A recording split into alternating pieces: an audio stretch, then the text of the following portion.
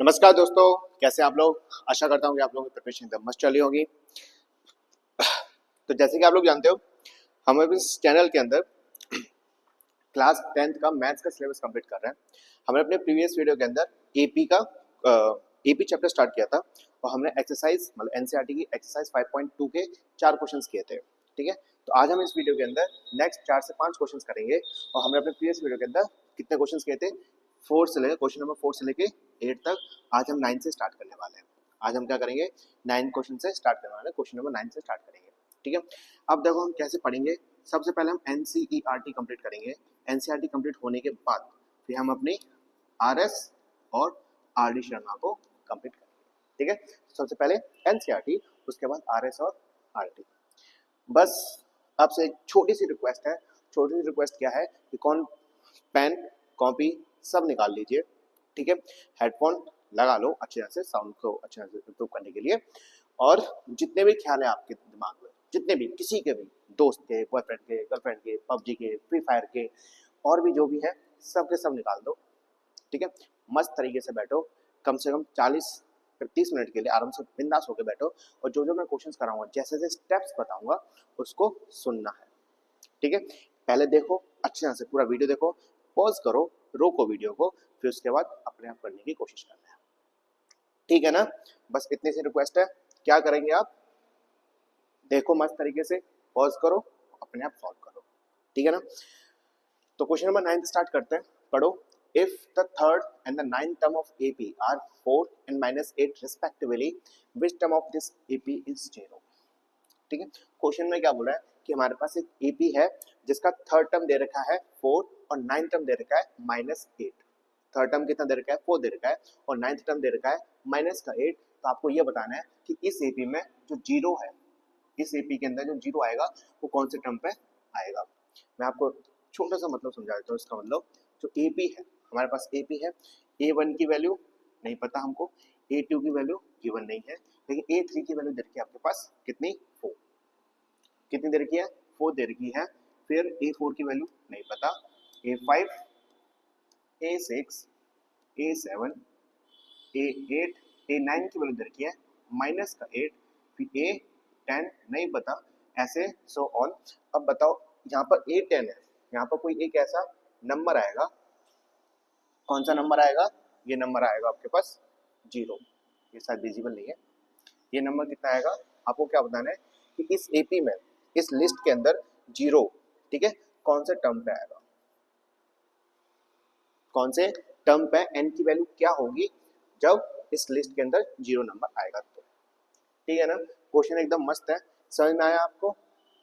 ठीक है ना, जरूरी नहीं है कि ये 10 के बाद ही जाए, हो सकता है कि ये यहाँ पर आ जाए, हो सकता है 4 पे आ जाए, 5 पे आ जाए, 6 पे आ जाए, हमें नहीं पता। ठीक है ना, जरूरी नहीं है कि 10 के बाद ही आए, हमें नहीं पता, बस ये बताना है कि 0 किस नंबर पे आएगा, इस लिस्ट के अंदर 0 किस स्थान पे होगा, किस प्लेस पे लाई करता है। इसका मतलब जो A0 है वो क्या है आपका, AN है। हमें फाइंड आउट क्या करना है, हमें n की वैल्यू ढूंढनी है। हमें क्या ढूंढनी है, AN की वैल्यू। AN कितना दे रखा है, AN दे रखा है 0। ठीक है, और ये बताओ A3 कितना दे रखा है, A3 दे रखा है आपको 4। ठीक है, और A9 कितना दे रखा है, -8। हाँ, ये समझ में आया ना। n की वैल्यू में फाइंड आउट करनी है। AN कितना दे रखा है 0, A3 कितना दे रखा है 4, और A9 कितना दे रखा है -8। आप लोग जानते हो AN को हम कैसे ढूंढते हैं, मतलब AN का फॉर्मूला क्या है। AN का फॉर्मूला है हमारे पास, AN का फॉर्मूला है A + n-1 × D। ठीक है, तो सबसे पहले हमें क्या फाइंड आउट करना पड़ेगा, पहले हमें ढूंढना पड़ेगा कि इस एपी का फर्स्ट टर्म क्या है और कॉमन डिफरेंस क्या है। हमें क्या फाइंड आउट करना है, पहले हमें पहले ए वैल्यू ढूंढनी है, फर्स्ट टर्म ढूंढना है, ए ढूंढना है, फिर डी ढूंढना है। उसके बाद हम इस वाले फॉर्मूले के अंदर पुट कर देंगे, आंसर निकल आएगा, एन की वैल्यू निकल आएगी। तो सबसे पहले देखो हमारे पास 2 इक्वेशंस बनेंगे, ये वाले। इसको मैं लिखना सिखा देता हूँ 1 मिनट के लिए। जैसे मैं लिख दूं A24, तो क्या आएगा बताओ। अब जो 24 है, एक बार बताओ कि जो 24 है वो किसकी वैल्यू है, वो वैल्यू है आपकी n की, क्योंकि हम AN लिखते हैं, जो a के बाद जो नीचे लिखा जाता है, बेस पे लिखा जाता है, उसको हम क्या बोलते हैं, n बोलते हैं। तो 24 क्या आपका n है। और ये होता फॉर्मूला क्या होता है, a plus n minus one multiply by D. तो यहाँ पर क्या आएगा, a प्लस n की वैल्यू कितनी है 24, 24 में माइनस वन और d, तो क्या आएगा a प्लस 24 में से 1 गया तो 23d। कितना, a प्लस 23d। ठीक है। अगर मैं यहाँ पर लिखूँ a 50, तो आप कैसे लिख सकते हो डायरेक्ट, a प्लस 49d। 50 में से 1 गया तो 49, 49 मल्टीप्लाई बाय d। ठीक है ना सर, ये समझ में आ गया। क्योंकि अब यही चीज हम यहाँ पर यूज करेंगे। अब हम करते हैं यहाँ पर, देखो हमारे पास क्या दे रखा है कि जो a थर्ड है, जो a थ्री है, वो कितनी वैल्यू है, वो आपके पास 4 है। a थ्री कितनी है, 4 है। अब बताओ a थ्री को आप कैसे लिख सकते हो, आप बोलोगे a प्लस 2d, 3 में से 1 माइनस किया तो कितना बचता है 2, तो इसको हम कैसे लिख सकते हैं, a plus 2d equals to 4। ये आ गया आपके पास फर्स्ट इक्वेशन। कौन सी आ गई है, फर्स्ट इक्वेशन आ गई। अब बताओ गिवन क्या है, दूसरा का गिवन है, आप बोलोगे a9, ठीक है, a9 इक्वल्स टू माइनस का 8। अब क्या करोगे, a9 को कैसे लिख सकते हो आप, बोलो a प्लस 9 में से 1 गया 8, 8d इक्वल्स टू माइनस का 8। ये आ गया आपके पास second equation. First equation a plus 2d equals to 4, second equation a plus 8d equals to minus का 8। अब याद करो अपनी पुरानी क्षमताओं को। आप लोगों ने चैप्टर सेकंड के अंदर लीनियर इक्वेशन 2 वेरिएबल्स पढ़ा होगा। क्या यहाँ पर 2 वेरिएबल्स नहीं है, a first variable, d second variable, ठीक है नहीं। अब हमने सेकंड मतलब एलिमिनेशन मेथड यूज करना सिखाया था और एक सब्स्टिट्यूशन मेथड यूज करना सिखाया था। आप चाहो तो एलिमिनेशन मेथड यूज कर लो या फिर सब्स्टिट्यूशन मेथड यूज कर लो, फिर उसके बाद हम इसके वैल्यू d की वैल्यू और a की वैल्यू निकाल लेंगे। तो मैं यहाँ पर यूज करने वाला हूँ एलिमिनेशन मेथड। ठीक है, कैसे करेंगे, यूजिंग एलिमिनेशन मेथड। ठीक है, हम क्या कर रहे हैं, एलिमिनेशन मेथड यूज कर रहे हैं। तो लिखो भाई a plus 2d equals to 4, यहाँ पर a plus 8d equals to minus का 8। यहाँ पर आगे लाइन खींच गई। अब एक और बताओ, अब कैसे लिखा जाता है, मतलब एक इक्वेशन को सेकंड इक्वेशन से माइनस करते हैं। यही तो है एलिमिनेशन का मेथड, क्या होता है, निकालना। एलिमिनेशन का मेथड क्या होता है, निकालना। एलिमिनेशन मेथड में सिंपल सी बात है, हम सेकंड इक्वेशन को फर्स्ट इक्वेशन से निकालते हैं, मतलब माइनस करते हैं। तो जो सेकंड इक्वेशन होती है, नीचे वाली इक्वेशन होती है, उसके सारे के सारे साइन जो होते हैं वो चेंज हो जाते हैं। ये प्लस है तो ये माइनस, ये प्लस है तो यहाँ माइनस, प्लस का माइनस, यहाँ माइनस है तो यहाँ पर प्लस। समझ में आ गया ना, साइन क्या होंगे, कन्वर्ट हो जाते हैं, प्लस का माइनस हो जाता है और माइनस का प्लस हो जाता है। तो प्लस माइनस, यहाँ पर ए की वैल्यू क्या है, प्लस है, प्लस माइनस माइनस, आपने पढ़ रखा होगा अच्छे से, प्लस माइनस, ये प्लस खत्म हो गया, ठीक है, ये प्लस खत्म हो गया, इसके जगह पर क्या आ गया, माइनस आ गया, प्लस माइनस माइनस, 8 में से 2 गए तो बचता है 6, 6d किसका, माइनस का। ठीक है, यहाँ पर equals two plus plus plus, 8 और 4 होता है 12, किसका, प्लस का 12। तो d की वैल्यू कितनी आएगी, आप बोलोगे 12 माइनस अपॉन 6, 6 1 6, 6 2 12, तो d की वैल्यू आई आपके पास माइनस का 2। ठीक है सर, d की वैल्यू कितनी आई, 2 आई है। अब हम करेंगे यहाँ पर d की वैल्यू 2 आ गई। ठीक है, अब क्या कर सकते हो बताओ, हम d की वैल्यू को किसी एक इक्वेशन के अंदर पुट करेंगे। आपको कौन सी इजी कौन सी लगती है, a प्लस 2d या a प्लस 8d। तो देखो मेरे हिसाब से मुझे ये इजी लगती है।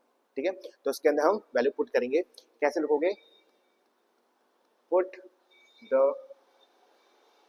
Value of d equals to minus का 2, ठीक है, माइनस का 2 इन कौन सी इक्वेशन के अंदर, आप चाहो तो 1 लिख दो, आप चाहो तो 2 लिख दो, मैं तो पूरा इक्वेशन लिखता हूँ, इक्वेशन लिखता हूँ, आप चाहो तो 1 2 3 4 नाम भी दे सकते हो।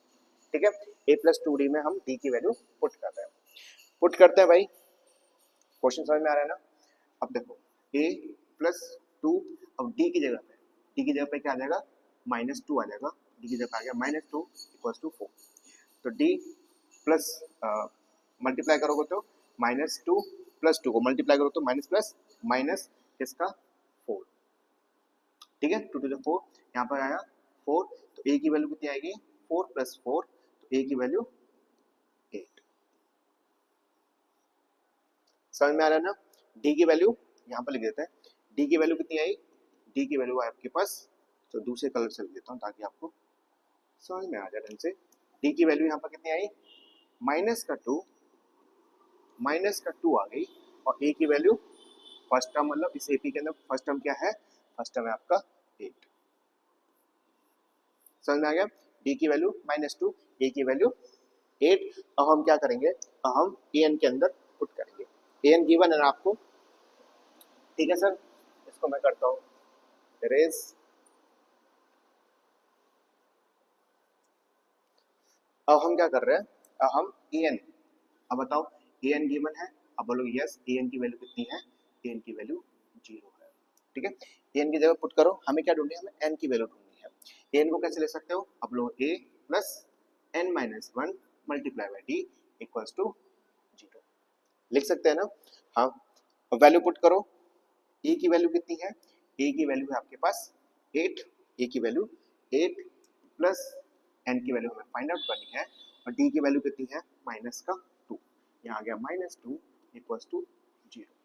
अब जो 8 है वो इक्वल्स टू के बाद जाएगा, मतलब यहाँ पर आएगा, तो ये प्लस का साइन किस में चेंज हो जाएगा, माइनस के अंदर, तो यहाँ पर कितना आएगा n-1 multiply by -2 equals to minus का 8।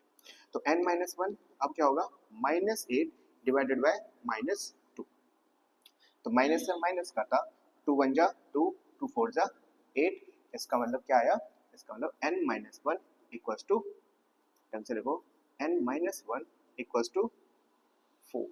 तो n की वैल्यू क्या जाएगी 4, ये 1 उधर जाएगा, 4 + 1 n की वैल्यू 5।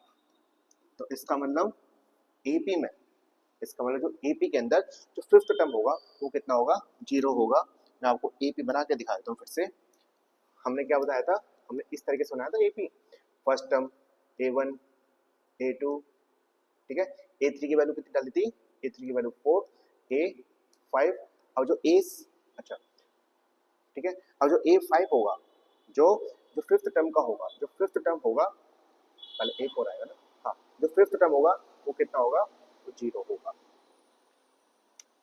ठीक है ना। क्वेश्चन समझ में आ गया, आशा करते हैं समझ में आ गया होगा। अब क्या करना है, वीडियो को पॉज करो, ये रुक जाता हूँ मैं, वीडियो को पॉज करो, फिर उसके बाद अपने आप करने की कोशिश करो। इसको करते हैं हम क्लीन।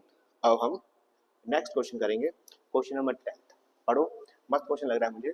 द 17th टर्म, जो 17वां टर्म है of AP exceed to its 10th term by the 7, find the common difference, ठीक है। क्या बोल रहा है, जो 17th टर्म है, जो 17वां टर्म है, जो 17वां टर्म है AP का, वो ज्यादा है, एक्सेड मतलब क्या होता है ज्यादा, ज्यादा का मतलब मोर बोल लो, एक्सेड मतलब मोर, मोर का मतलब ऐड, ऐड का मतलब प्लस, ठीक है। जो 17वां टर्म है वो ज्यादा है किससे, 10th टर्म से, कितने से, 7 से ज्यादा है। कहने का मतलब ये है कि जो A17 है वो A10 से +7 ज्यादा है, ठीक है। A17 है वो क्या है, वो A10 से 7 ज्यादा है, ये बन गई आपकी एक इक्वेशन, ठीक है। तो हमें क्या ढूंढना है, find the common difference, and common difference is denoted by D। तो आपको क्या करना है, आपको बेसिकली D की वैल्यू ढूंढनी है, ठीक है। तो मैं यहाँ पर एक लाइन करता हूँ।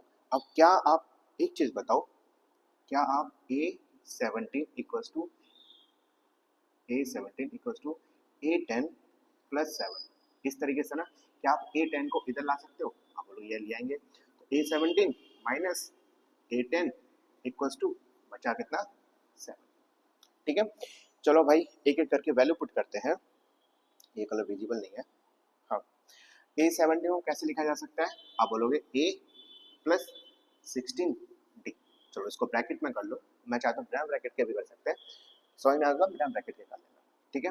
माइनस, अब A10 को कैसे लिखा जा सकता है, A + 9D, यहाँ पर कितना आएगा, यहाँ पर आएगा 7, ठीक है।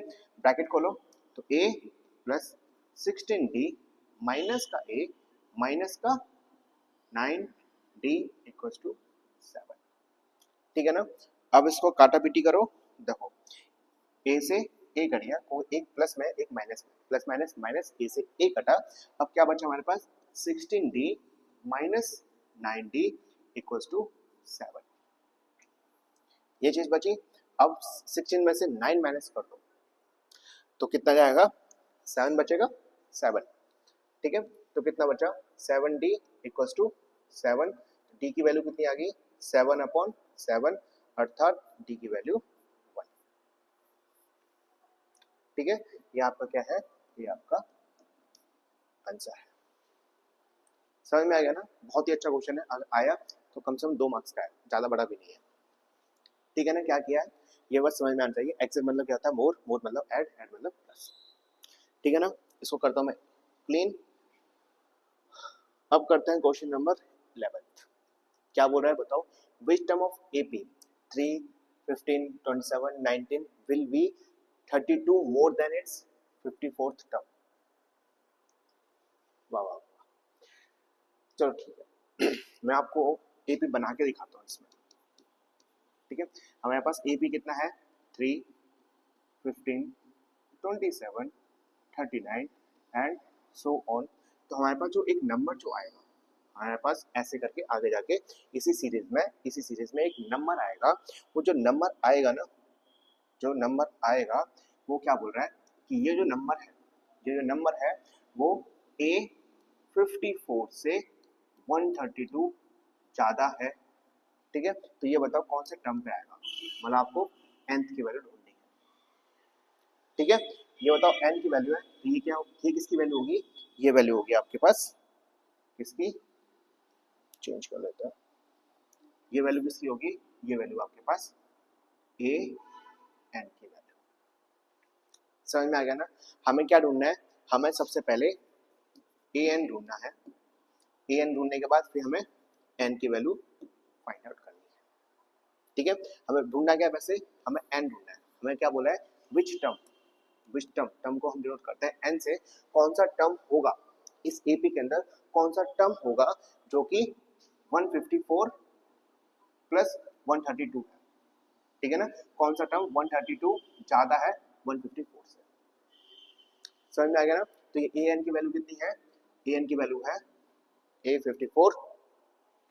अच्छा रुको, ठीक है, ए एन की वैल्यू कितनी दे रखी है, ए एन की वैल्यू दे रखी है आपके पास A54 प्लस 132।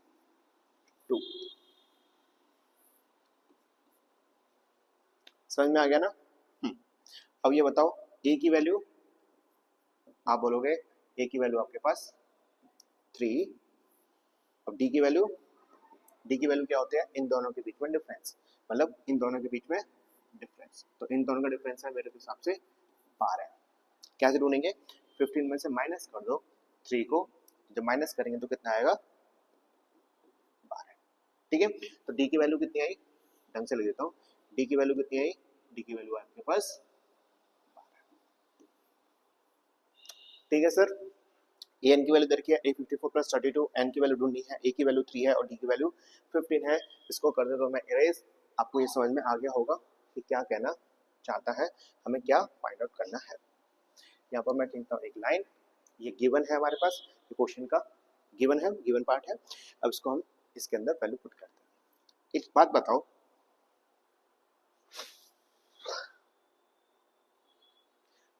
चलो A N equals to A54 plus 132। और जो A54 है, क्या मैं इधर ला सकता हूँ, हाँ बोलो यस ला सकते हो। तो A N minus A54 equals to 132। ठीक है, चलो ए एन की वैल्यू पुट करो। ए एन का कैसे लिखा जा सकता है, a plus n minus 1 multiply bye D लिखा जा सकता है, ब्रैकेट में आ गया माइनस। अब A54 को कैसे लिखेंगे, a plus 53 D bracket closed, यहाँ पर कितना आएगा 132।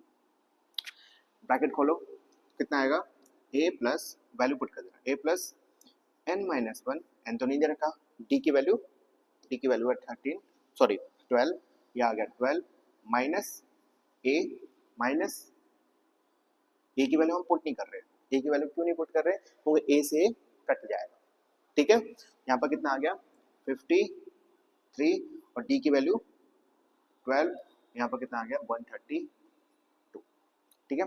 ए से ए कटा, अब दोनों को करो मल्टीप्लाई, क्या बचा पहले ये बता दो, n minus 1 multiply by 12 minus 53 multiply by 12 equals to 132, ये हमारे पास बच गया। अब क्या करेंगे बताओ, अब जो 12 बचा है 12 को मल्टीप्लाई करेंगे किसके साथ, 12 को मल्टीप्लाई मत करो, मेरे पास एक और अच्छा आइडिया निकल गया, ठीक है। इसको माइनस मत करो, इसको n माइनस 1 और 12 करो, सबसे पहले इसको सॉल्व करो, ठीक है।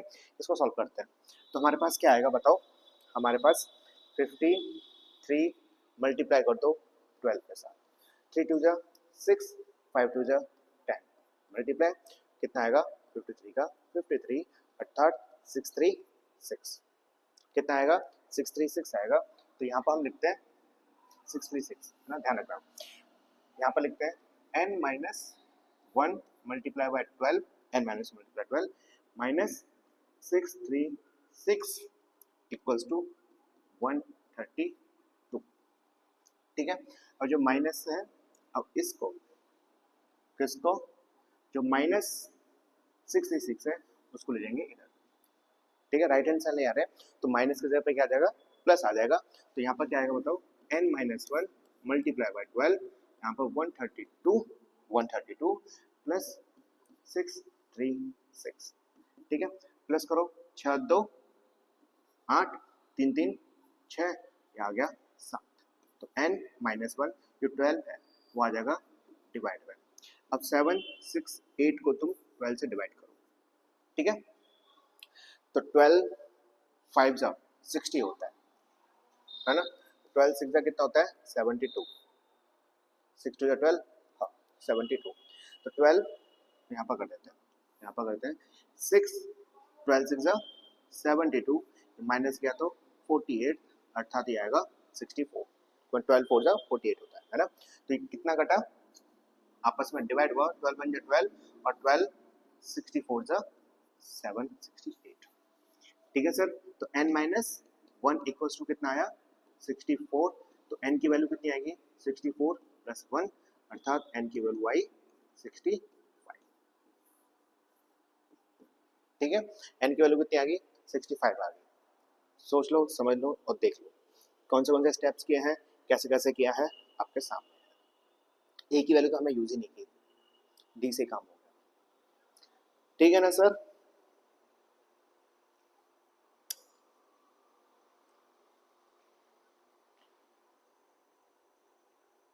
हो गया, n की वैल्यू कितनी आई 65 आई, देख लो कैसे कैसे हमने किया है सॉल्व। इसको करते हैं इरेज और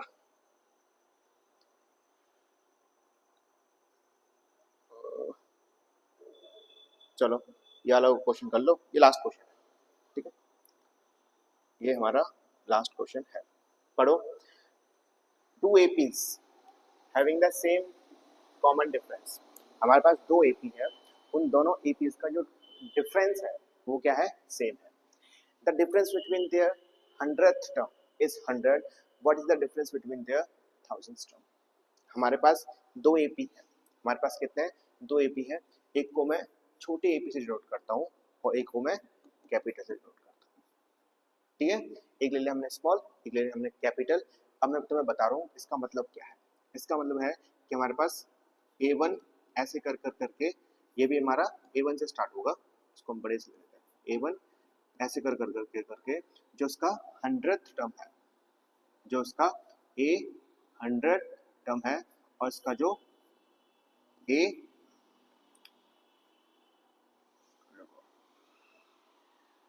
जो इसका 100 टर्म है, कौन सा 100th टर्म है, मतलब A100 और इसका जो 100th टर्म है मतलब A100, ठीक है, उन इन दोनों के बीच में मतलब A100 और A100 के बीच में अंतर है वो कितना है, वो अंतर है 100 का।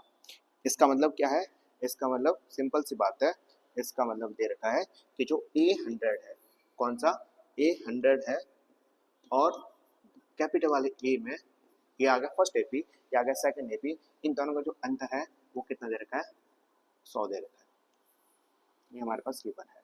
एक एपी है, फिर से समझो, एक एपी है, दोनों के दोनों जो इन दोनों के बीच का जो डिफरेंस है, मतलब इसका डी और जो इसका डी है, ठीक है, वो दोनों क्या है, सेम है। यहाँ पर मैं लिख सकता हूँ इन दोनों का जो डिफरेंस है डी, मतलब ये इसका डी है, ठीक है, ये किसका डी है, फर्स्ट वाले टर्म के लिए डी है, और इसके लिए कैपिटल डी है। जो छोटा डी है वो बड़े डी से इक्वल है। तो यहाँ पर दे रखा है साफ साफ कि जो दो एपीज का जो कॉमन डिफरेंस है वो क्या है, सेम है, वो क्या है, इक्वल है। तो ये आ गया इक्वल। अब क्या बोल रखा है कि उन दो डिफरेंस बिटवीन है, मतलब अंतर है कितने का, 100th टर्म का, वो कितना है, 100 है। मान के चलो इस एपी का 100 टर्म ये है और इस एपी का 100 टर्म ये है, तो इन दो 100 टर्म के बीच का, इन दो एपीज के बीच का जो अंतर है वो कितना है, 100 है, ठीक है, और d इक्वल्स टू डी दे रखा है। चलो ठीक है, तो हमें ढूंढना क्या है, हमें फाइंड आउट करना है what is the difference between their thousands term. तो हमें फाइंड आउट क्या करना है, इसको मैं इरेज कर देता हूँ, ठीक है, और हमें फाइंड आउट क्या करना है बताओ, और हमें, अरे यार ये लाइन हो जाता है भाई, हमें फाइंड आउट क्या करना है, ए 1000 माइनस ए 1000 कितना होगा, ये हमें फाइंड आउट करना है। तो इसके लिए हमें पहले ए निकालना जरूरी है, तो डी तो दोनों का सेम है, ठीक है। तो हमारे पास गिवन क्या है, हमारे पास गिवन है ये, इसका हम यूज करेंगे, A100 माइनस A100 कितना है, 100 है। A100 को कैसे लिखा जा सकता है बताओ, A100 को तुम लिखोगे ब्रैकेट के अंदर A प्लस 99D, ठीक है, माइनस इस वाले 100 को कैसे लिखोगे, कैपिटल में लिख रहा हूँ, वो ये बड़ा है तो कैपिटल में डिफरेंशिएट करने के लिए A प्लस 99D, यहाँ पर कितना आ गया, यहाँ पर आ गया 100, ठीक है। ब्रैकेट को खोलो, जब ब्रैकेट को खोलोगे तो आएगा A plus 99D minus A minus 99D equals to 100। अब एक चीज बताओ, जो छोटा d है, ठीक है, स्मॉल d इक्वल्स टू बड़े d, बिग d से, ठीक है, कैपिटल D, छोटा d इक्वल्स टू बड़ा d, तो मैं यहाँ पर a प्लस 99 इस वाले d की जगह पर इस वाले d को मैं रिप्लेस कर सकता हूँ बड़े d से, आप बोलो यस, तो जो छोटा d है इक्वल्स टू बड़े d के बराबर है, minus a minus 99d equals to 100। अब देखो अब क्या होगा बताओ, अब इस वाले 99 से 99 कटा तो आपके पास क्या रिलेशन आया, minus sorry a minus a equals to 100, ये हमारे पास क्या आया, रिलेशन आ गया, ठीक है। पहला एपी का जो फर्स्ट टर्म है, सेकंड एपी का जो सेकंड फर्स्ट टर्म है, उन दोनों का डिफरेंस कितना है, 100 है, ठीक है। मैं चाहता तो आपको यहीं से करवा दूं, लेकिन आपको करना पड़ेगा, मैं आपको बाद में एक चीज बताऊंगा, ठीक है। तो ये समझ में आ गया ना, छोटा है माइनस बड़ा है इक्वल्स टू 100। हमें क्या फाइंड आउट करना है, हमें फाइंड आउट करना है A1000 माइनस A1000 में फाइंड आउट करना है, ठीक है। तो सबसे पहले हम इसको लिखते हैं, इसको कैसे लिखोगे, A plus 999D bracket minus इसको हम A प्लस 999 कैपिटल, ठीक है, ब्रैकेट खोलो, A plus 999D minus A minus 999D, ठीक है। अब क्या कर सकते हो बताओ, अब फिर से जो कैपिटल जो छोटा d है, ठीक है, इस वाले d को कैपिटल D से रिप्लेस कर दो, तो A plus 999D minus A minus 999D, ये d से ये d कटा, A माइनस क्या बचा हमारे पास, A बचा माइनस A बचा, यही तो आया। तो A माइनस A की वैल्यू कितनी है, 100 है, इसका मतलब इन दोनों का जो डिफरेंस है कितने का, 1000 टर्म का जो डिफरेंस होगा वो कितना होगा, 100 ही होगा, ठीक है, समझ में आ गया। इसका मतलब A1000 माइनस A1000 कितना होगा, 100 ही। ये हमारा आंसर है, ये क्या है हमारा आंसर, ठीक है ना। तो बस समझ में आ गया आशा करता हूँ। तो प्लीज लाइक शेयर और सब्सक्राइब कर दीजिए, वो आपके ऊपर निर्भर है, आपकी इच्छा है, आप करो या मत करो, क्योंकि मैं तो बोल बोल के तंग हो गया, कोई सब्सक्राइब नहीं करता ठीक है, तो आपकी इच्छा है, करना है करना है, मत करो मत करो, मैं तो बस मेहनत करूंगा और देखते हैं कब तक ईश्वर चाहेगा। अब नेक्स्ट क्वेश्चन हम करेंगे कल, तो आशा करते हैं आप लोगों को पसंद आया होगा, ठीक है। बस पढ़ते रहना, ध्यान रखो, क्योंकि पढ़ना ही एकमात्र जरिया है जो आप अपने जीवन को बेहतर बना सकते हैं, ठीक है। तो आज के लिए बस इतना, चलते हैं, नमस्कार, सत श्री अकाल, खुदा हाफिज। स्वास्थ्य का ध्यान रखना और जितना ज़्यादा हो सकता है अपने माँ बाप की केयर करो, ठीक है, क्योंकि माँ बाप ही हैं जो आपको सबसे ज़्यादा इस लाइफ में पसंद करते हैं, आप लोगों की केयर करते हैं। तो चलते हैं, नमस्कार।